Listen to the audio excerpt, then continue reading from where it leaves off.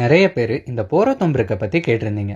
உண்மையிலே இதோட பெனிஃபிட் தான் என்ன அண்ட் இதோட டிராபேக் என்னன்றதை இந்த வீடியோவில் பார்க்கலாம். இந்த மாதிரி யூஸ்ஃபுல்லான இன்ஃபர்மேஷன் வீடியோஸை பார்க்க மறக்காம தினம் ஒரு தகவல் பேஜை ஃபாலோ பண்ணிக்கோங்க. போரோத்தம் பிரிக்கோட அட்வான்டேஜ்னு எடுத்துக்கிட்டா இதோட வெயிட் ரொம்பவே கம்மி. ட்ரெடிஷ்னல் கிளே பிரேக்கை விட இது ஹாஃப் வெயிட் தான். ஸோ பில்டிங்க்கு டெட் லோடும் ரெடியூஸ் ஆகும் அண்ட் ஸ்ட்ரக்சரல் காஸ்ட்டுக்கும் கொஞ்சம் கம்மியாக வரும். தெர்மல் இன்சுலேஷன் எடுத்துக்கிட்டா சம்மரில் வீட்டில் அதிகமாக ஹீட் இருக்காது அண்ட் ஏசியோட யூசேஜும் கம்மியாக தான் இருக்கும். வாட்டர் அப்சார்ப்ஷன் கம்மின்றதுனால இதில் சீப்பேஜ் சான்சஸும் கம்மியாக தான் இருக்கும். இந்த போரோத்தம் பிரிக் ப்ராப்பராக ஃபேக்டரி ஃபினிஷில் வர்றதுனால இதோட சைஸ் எல்லாமே யூனிஃபார்மாக இருக்கும்.